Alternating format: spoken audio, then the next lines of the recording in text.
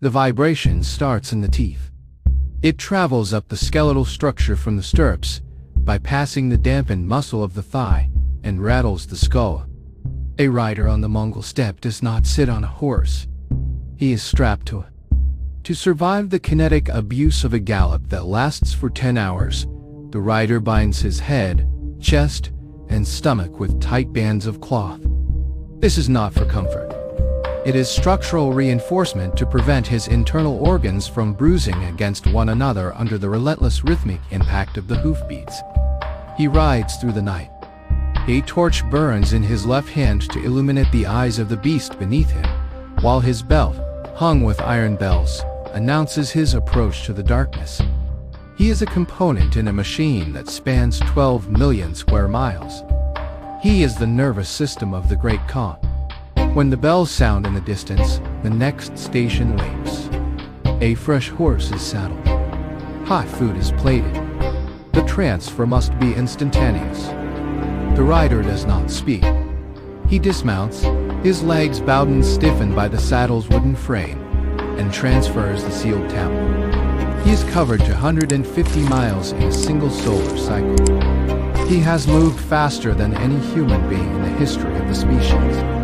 This is the Yassa. It is the mechanism by which a nomadic people compress the geography of the earth into a manageable administrative unit. The biology of the Mongol conquest begins with the metabolism of the steppe pony. These are not the grain-fed chargers of European chivalry, animals that require distinct supply lines and delicate care. The Mongol horse is a survival engine. It is relatively small, possessing a dense coat and a heavy head, built to endure the thermal shock of the high Asian plateau. Its genius lies in its digestive efficiency. It subsists entirely on grass. It requires no fodder tray, no granaries, no logistical tail. It digs through the snow with its hooves to find frozen sustenance. This biological autonomy allowed the Mongol army to decouple itself from the tether of supply lines that restricted every other military force in antiquity. A single warrior rides with a string of ray mounts, often 3 to 20 horses per man. He rotates them methodically, ensuring that no single animal reaches the point of metabolic failure. When the army moves, it is not a column of troops but a migrating ecosystem, a mass of biomass that consumes the landscape and converts it into kinetic energy. The relationship between the man and the animal operates on a cellular level. On long campaigns, when water sources vanish and the game has been hunted to extinction, the warrior does not starve. He performs a surgical incision on the neck vein of his mouth. He drinks the blood, a precise amount calculated to sustain the human without debilitating the horse, a closed-loop caloric exchange that allows the unit to continue moving through ecological dead zones. The equipment is equally pragmatic. The saddle is built of wood, with a high front and back, designed not for leisure but to lock the rider into a stable firing platform. Standing in short stirrups, the archer is isolated from the horse's gait, floating above the spine, able to rotate his torso and fire arrows with armor-piercing velocity, even while retreating. This is the ergonomics of slaughter. The expansion of the empire required the formalization of terror. Violence was not an emotional outburst but an administrative tool, applied with the cold logic of an engineer clearing an obstruction. When a city resisted, the response was total. A civilian population was not merely killed, they were processed. The survivors were often used as human shields, forced to march in the vanguard of the Mongol storm, absorbing the arrows of their own countrymen. In the campaign against the Jin dynasty, the Mongols sacked cities, retreated to allow the Jin to retake the ruins, and then sacked them again, creating a cycle of chaos that exhausted the enemy's resources and will. The death penalty was the standard currency of discipline. Under the Yassa, the secret legal code of Genghis Khan, the soldier who retreated without orders faced execution. If a member of a 10-man army fled, the entire unit was executed. If the unit fled, the entire 100-man JA gun was executed. This collective liability created a cohesive psychological structure where fear of the Khan outweighed the fear of death. The administration of this violence required a communication network of unprecedented sophistication. This was the Yam, or two, a web of logistical nodes that stitched the empire together. Established formally by Ogei Khan, the system placed relay stations at intervals of 20 to 40 miles, the precise distance a horse could gallop before its glycogen and reserves were depleted. These were not mere campsites. By the time of Kublai Khan, the stations were large, handsome buildings furnished with silk beds and staffed by permanent garrisons. In China alone, the system comprised 1,400 stations, maintaining 50,000 horses, along with fleets of boats for river crossings and teams of dogs for the frozen northern routes. The logistics of the Yam were supported by a specific tax levied on the surrounding populations. Every village within the orbit of a station was required to provide horses, fodder, and meat. This was the Yan duty, a form of conscripted resource extraction that turned the peasantry into the fuel source for the imperial communication network. The speed achieved by this system was a tactical anomaly. While a merchant caravan might trudge 20 miles a day, a Yam courier moved at 10 times that speed. They bound their abdomens to keep from fainting. They slept in the saddle. They carried the authority of the Khan in the form of the Paise. The Paise was a tablet of authority, a physical manifestation of diplomatic immunity. Forged from gold, silver, bronze, or iron, the metal indicated the rank of the bearer.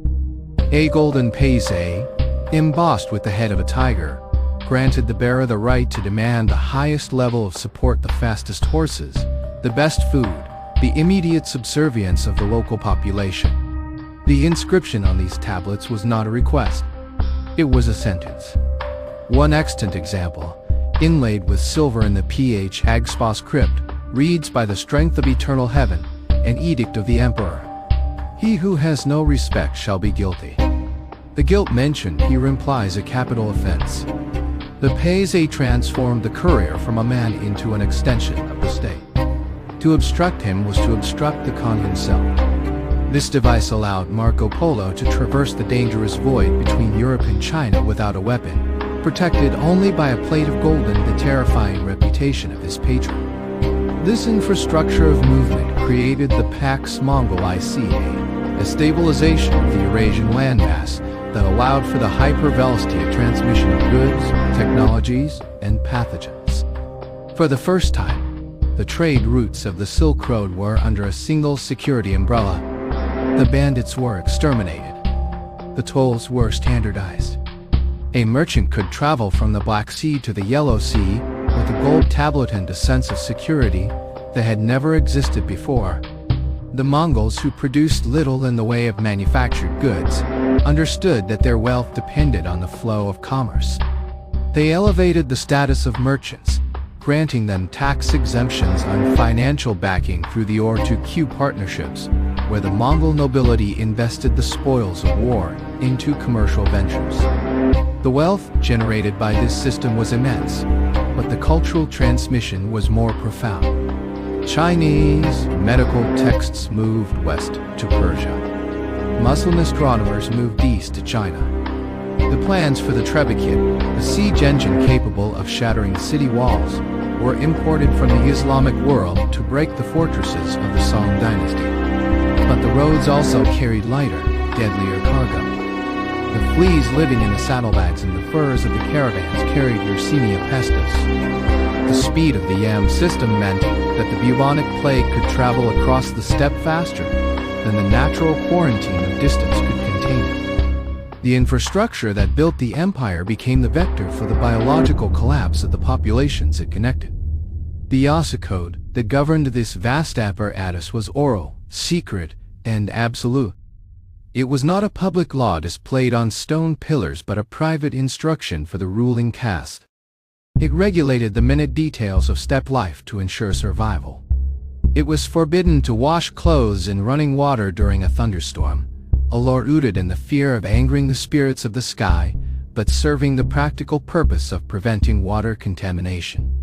It was forbidden to urinate in a fire or in water, an offense punishable by death. The slaughter of animals was strictly regulated. The throat was not to be cut. Instead, the chest was opened and the heart squeezed by hand, a method that retained the blood within the carcass for consumption. The Yassa codified the hierarchy of the family in the army. It legitimized the children of concubines, ensuring a vast pool of potential successors and generals. It mandated the winter hunt, a massive military exercise disguised as a pursuit of game, where the coordination of thousands of riders was drilled until the army moved as a single organism. When the Mongol political structure fractured, the infrastructure remained. In Russia, the Golden Horde disintegrated, but the Yang survived. The Tsars adopted the system whole. They kept the stations. They kept the taxation method. They kept the word. The Russian Yams H. Chik, the driver of the post, became a fixture of the roads that bound the expanding Russian state. The suburbs of Russian cities, known as Yams, Kayas, and Boda, were settled by the families that maintained the relay. The ability of Moscow to tax and control the vastness of Siberia was built directly upon the foundation laid by the Mongol administrators. The census, the tribute, the post, these were the inheritances of the occupation. The physical toll of the Mongol achievement is difficult to quantify. We look at the map and see the borders of an empire, but the reality was a landscape of bones and dust. The cities of the Khwarezmian Empire were not just conquered, they were erased. The irrigation systems of Persia, the product of centuries of engineering, were destroyed, turning fertile land into desert. The demographic scar on the Chinese population was catastrophic. And yet, in the silence that followed the hoofbeats, a new world order crystallized. The concept of diplomatic immunity, the practice of international safe passage, the standardization of currency, the global transmission of technology, these are the ghosts of the Yan. The rider dismounts at the final station. The horse is foaming, its flanks heaving with the exertion of the sprint. The leather straps are unbuckled from the rider's midsection, allowing his ribs to expand, his breath to return to a natural rhythm. He hands the tablet to the station master. The message has arrived. The dust settles on the road, but the vibration remains, a low-frequency hum in the history of civilization. The sound of a world made small by the ruthless application of speed.